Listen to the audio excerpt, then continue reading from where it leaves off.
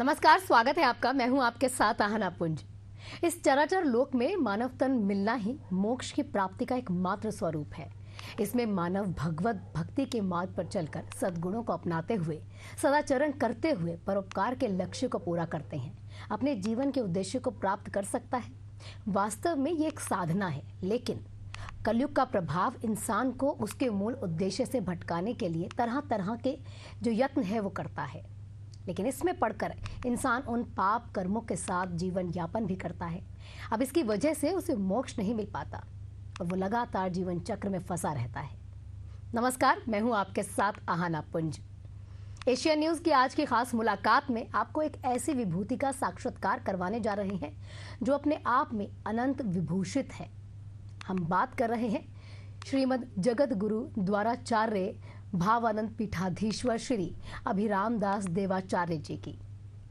अब जिनका स्पष्ट मत है कि मोक्ष के लिए मृत्यु की आवश्यकता नहीं है, बल्कि अपने विचारों में संशोधन और भगवत मार्ग पर चलकर कोई भी इंसान जीवित रहते हुए मोक्ष के लक्ष्य को हासिल कर सकता है। ऐसे में सवाल ये उठता है कि क्या मोक्ष की प्राप्ति आसान है? क्या मृत्यु लोक में जितने भी लोग हैं सभी को मोक्ष प्राप्त हो सकता है? ऐसे में कई जटिल सवाल हैं जिसका जवाब हर कोई जानना चाहेगा। तो वहीं पर इन सवालों का सीधा जवाब परम पूज्य गुरुदेव के स्वमुख से सुनने का सौभाग्य हम सभी को भी मिला है। हमारे दिलो दिमाग में चलने वाले तमाम सवालों के साथ परम पूज्य गुरुदेव का साक्षात्कार किया गया एशियन न्यूज के द्वारा। एशियन न्यूज के प्रधान संपादक जय दुबे जी ने वहां पर मौजूद रह के उनके साथ खास बातचीत की है।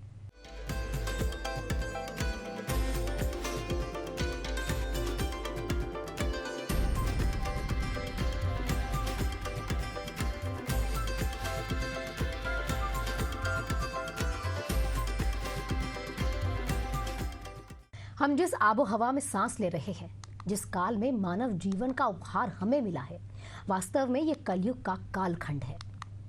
ये भी मानव जीवन की तरह एक चक्र है जिसे हर कोई जानता है, जिसमें हमने जन्म लिया है। उसकी मृत्यु भी सुनिश्चित है। ठीक इसी तरह युगों का भी अवसान होना भी तय है। आज हम भले ही कलयुग में जीवन जी रहे हैं, लेकिन इससे पहले द्वापर युग था, उससे पहले त्रेता, उससे पहले सतयुग, और कलयुग के जिस युग में हम हैं, जिसको कलयुग हम कहते हैं, कलयुग के बाद एक बार फिर वही क्रम दोहराया जाएगा। जब इस धरा पर सतयुग का जन्म होगा, तो वहीं पर वेद शास्त्र और विद्वानों का ये भी कहना है कि कलयुग ऐसा कालखंड है जहां पर भगवत प्राप्ति केवल भगवत नाम जप मात्र से संभव है, जबकि पूर्व के सभी युगों में कठिन तपस्या और साधना के जरिए ईश्वर की कृपा प्राप्त होती थी। अब इसे लेकर मन में कई तरह के सवालों का ज्वार भाटा भी उठता है। अब इसे ही शांत करने के लिए एशियन न्यूज के प्रधान संपादक जय दुबे जी ने परम पूज्य गुरुदेव से मार्गदर्शन भी लिया है। नमस्कार, मैं हूं जय दुबे और आप हैं हमारे चैनल एशियन न्यूज के साथ। जी हाँ, बात धर्म की हो, बात कर्म की हो, बात सनातन की हो, बात जब ऐसी हो जो युवाओं के लिए प्रेरणा हो, बात जब ऐसी हो जब कुछ सत्संग हो, बात कुछ ऐसी हो जहाँ से कुछ सीखने मिले, और बात कुछ ऐसी हो जहाँ से इस नश्वर जीवन से ऊपर उठ करके परमार्थ की तरफ और परमात्मा की तरफ कोई कदम चढ़े। जी हाँ, और आज कुछ ऐसे ही विषय पर हम बात करने वाले हैं, और हमारे साथ हैं कोई आम व्यक्ति नहीं बल्कि बहुत ही खास, जो कि अनंत श्री विभूषित श्रीमद जगत गुरु द्वाराचार्य भावानंद पीठाधीश्वर स्वामी श्री अभिराम दास देवाचार्य जी हैं। आपका बहुत बहुत स्वागत है स्वामी जी हमारे चैनल पर। बहुत सारी बातें हुई, बहुत सारे विषयों पर आपका हम सबको और हमारे समस्त दर्शकों को ज्ञान प्राप्त हुआ। मैं बात थोड़ी सी हटकर करना चाहूँगा आपसे, और थोड़ी दूसरी दिशा की बात पूछना चाहूँगा आपसे। ऐसी कौन सी परिस्थिति हुई या ऐसा कौन सा विषय आपके मन में जागृत हुआ, वह कौन सी अवस्था थी जब आपके मन में, आपके विचार में, आपके स्वविवेक में ऐसा ज्ञान हुआ, बोध हुआ कि मैं अब इस सांसारिक जीवन को छोड़ करके और इस जीवन को, जो नश्वर शरीर है, उसकी मुक्ति के लिए विरक्ति के मार्ग पर चलना चाहिए, और वह कौन सा मोड़ था जहां से आप मुड़ गए स्वामी जी?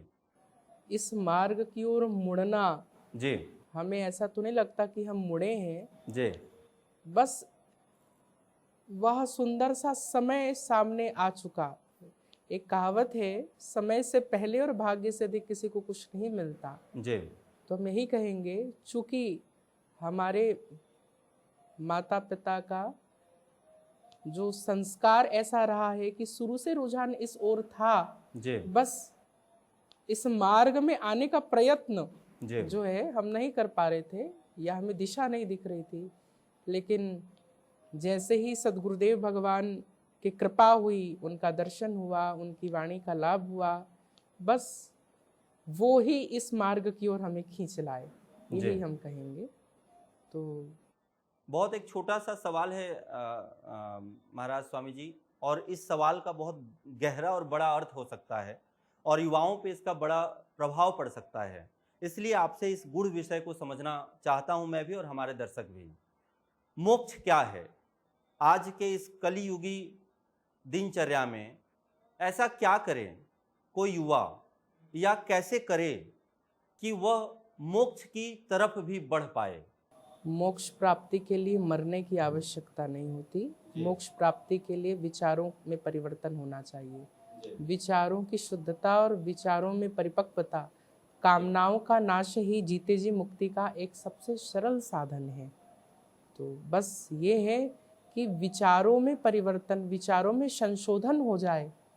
हमारे गुरुदेव कहा करते हैं, और सत्संग में हम भी गाया करते हैं, कि मन की तरंग मार लो, बस हो गया भजन, आदत बुरी सुधार लो, बस हो गया भजन। मनुष्य के जीवन के जो आचरण है, वो जब तक के सदाचरण में परिवर्तित नहीं होंगे, सताम आचारः सदाचारः, जी तो जब तक के आचरण में सात्विकता का संचार न हो, तब तक व्यक्ति इस मार्ग की ओर अग्रसर नहीं हो सकता। इसलिए सबसे बड़ा साधन है सदाचार। सात्विकता का संचार मनुष्य के वाणी में, उसके मन में, उसके संकल्प में और उसके कर्म में हो। मनसा वाचा कर्मणा, जब ये तीनों एक होंगे तो उस व्यक्ति के अंदर एक बहुत बड़ा परिवर्तन आएगा। इसलिए वाणी में, मन में और कर्म में सात्विकता का होना बहुत जरूरी है। आज के समय में इंसान की पहली और अंतिम चेष्टा धन पर केंद्रित होती है। इंसान धन उपार्जन के लिए किसी भी हद तक जाने को तैयार है। उस अंजाम के बारे में नहीं सोचता अंततः उसका हश्र क्या होगा। आज के समय में इंसान काम, मद, लोभ में पड़कर केवल धन उपार्जन करने के लिए हमेशा लगा रहता है, और वो चाहता भी है। जितना कमाता है उसकी लालच, या उसका जो लालच है, उसकी लालसा उतनी ही ज्यादा बढ़ती चली जाती है। मानवता के प्राय को रौंद कर आज के दौर का इंसान केवल स्वार्थ की जिंदगी जीता नजर आता है, जबकि वेदवाणी, ईशवाणी, शास्त्रों के मुताबिक परोपकार को सबसे बड़ा धर्म माना गया है। सत्यों को ईश्वर प्राप्ति का सुगम मार्ग बताया गया है, तो माता पिता और गुरु को प्रथम पूज्य बताया गया है। ये सभी ऐसे जवाब हैं, ऐसे सवाल हैं जिनमें कहीं ना कहीं हम जवाब जो है परम पूज्य गुरुदेव देवाचार्य जी से प्रधान संपादक जय दुबे जी ने साक्षात होकर वहां पर लिया है। जी महाराज, इसी से एक कदम और आगे एक और बड़ा सवाल, धर्म की प्रधानता जहां होनी चाहिए वहां अर्थ की प्रधानता इस कदर बढ़ चुकी है, इस कदर लोग अंधे हो गए हैं अर्थ की कामना में, अर्थ की चाह में और अर्थ की प्राप्ति के लिए। आपसे समझना चाहता हूं कि इस कामना पे कैसे विजय प्राप्त किया जाए। आप क्या संसार को संदेश देना चाहेंगे कि अर्थ तो जरूरी है, लेकिन उतना ही जिससे आपका जीवन यापन हो सके, और आपके कर्म में धर्म की प्रधानता होनी चाहिए। यह कैसे संभव हो सकता है और कैसे किया जाए? इसके लिए तो हम फिर से कहेंगे और बार बार कहेंगे, सत्संग की ओर ही प्रवेश करवाएंगे। पुरुषार्थ चतुष्टय, धर्म, अर्थ, काम, मोक्ष, ये 4 पुरुषार्थ मनुष्य के जीवन में बताए गए हैं। उसमें भी धर्म के बाद अर्थ आता है। तात्पर्य यह है कि अर्थ जो है ये भोग के लिए ना हो करके अर्थ योग के लिए हो। मनुष्य जीवन में अर्थ उपभोग ना हो, मनुष्य के जीवन में अर्थ का सदुपयोग हो। तो ही वह अर्थ अर्थ कहलाता है, और वह अर्थ धर्मोपार्जन के लिए है। इसीलिए अर्थ का सदुपयोग धर्म कार्यों के लिए किया जावे, तब तो वो अर्थ पुरुषार्थ चतुष्टय में आएगा। कोई भी कर्म या कोई भी अर्थ जब तक के धर्म से नहीं जुड़ेगा तब तक के वो पुरुषार्थ में नहीं आएगा। इसलिए मनुष्य को चाहिए कि प्रत्येक अर्थ की कामना भी वो धर्म से युक्त होकर के हो, तभी वह अर्थ कहलाएगी। इस बात को हमने पहले भी कह चुके हैं और अब पुनः ही यही बात कहेंगे। इसलिए जीवन, हम सब मानते हैं कि जीवन जीविका के लिए है, यदि ये ना हो तो जीवन ना हो। बिल्कुल।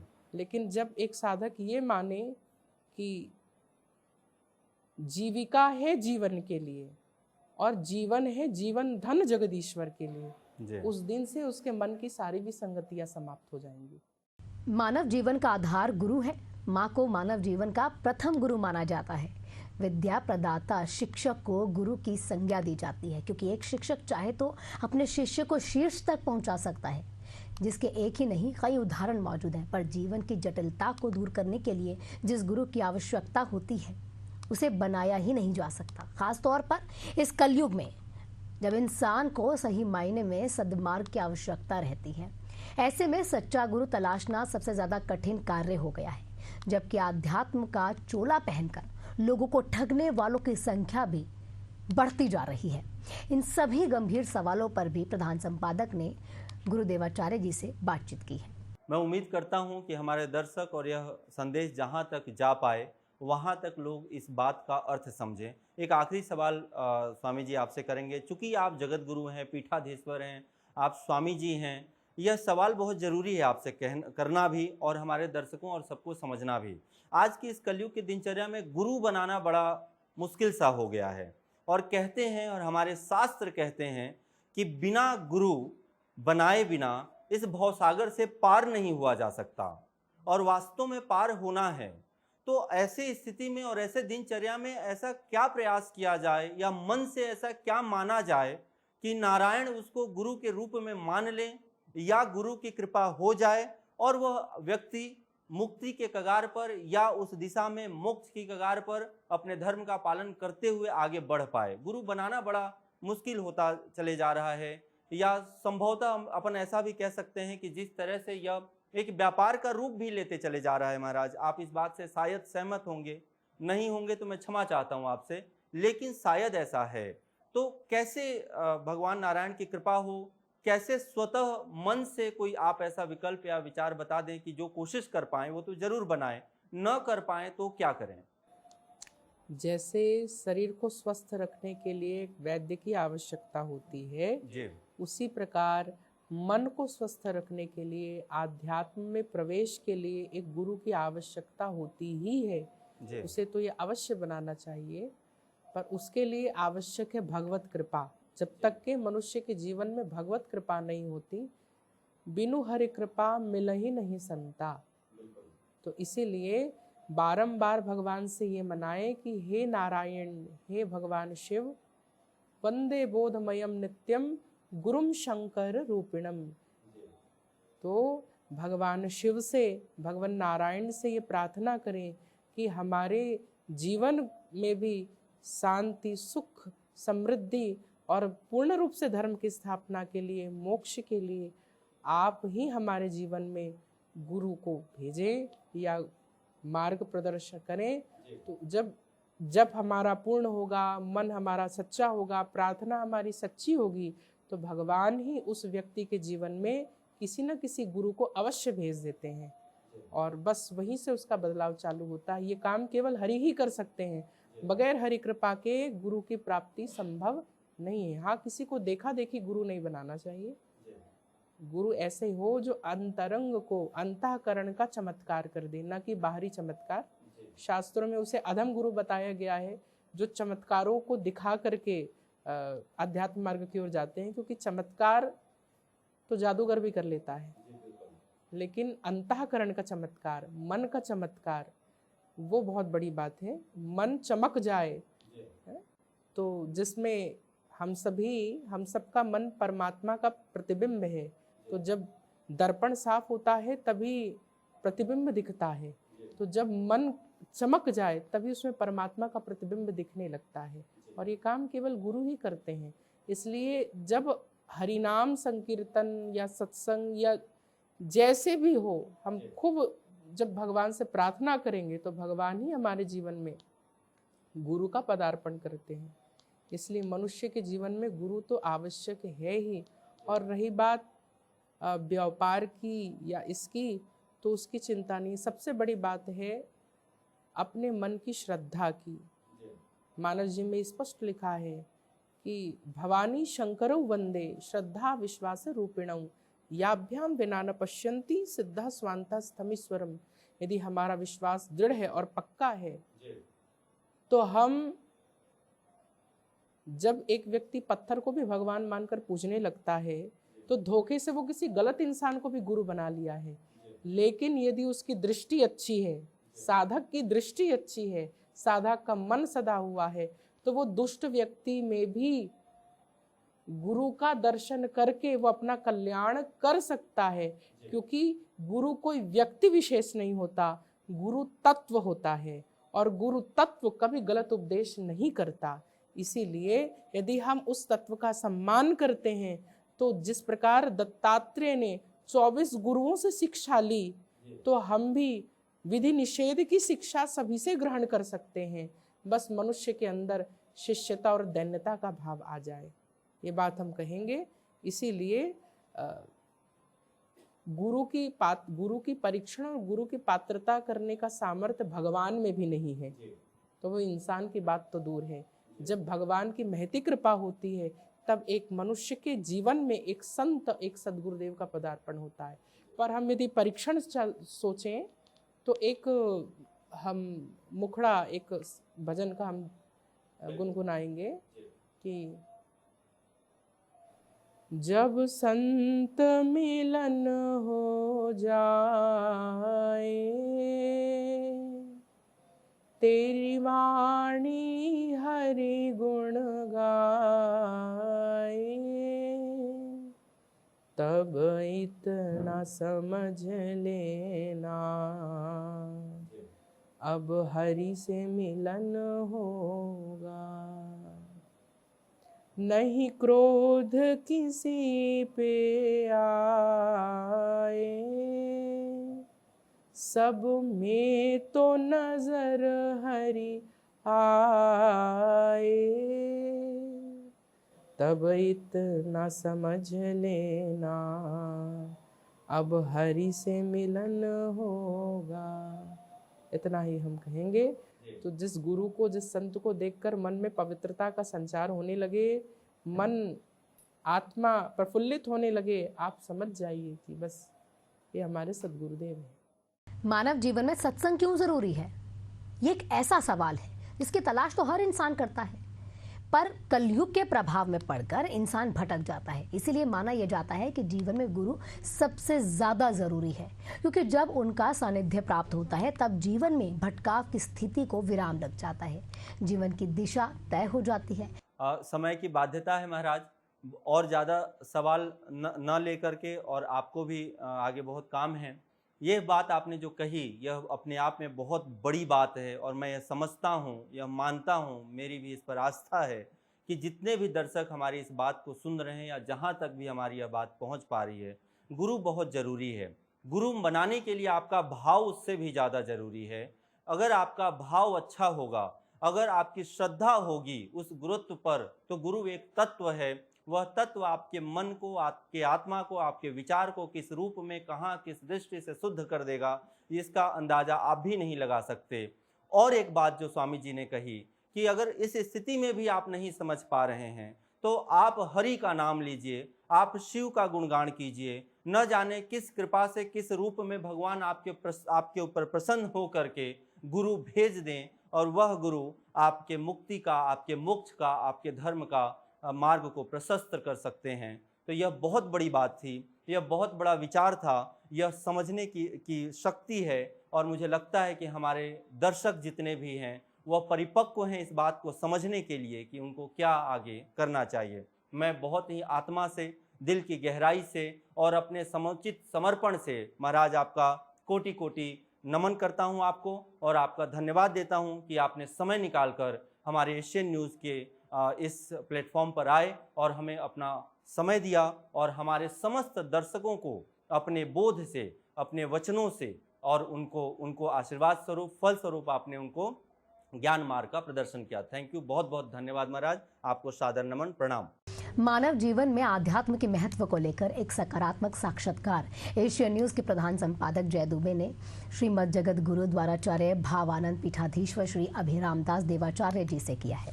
परम पूज्य गुरुदेव देवाचार्य जी स्वामी ने भी बेहद सरल और सदैव अंदाज में मार्ग प्रशस्त किया है।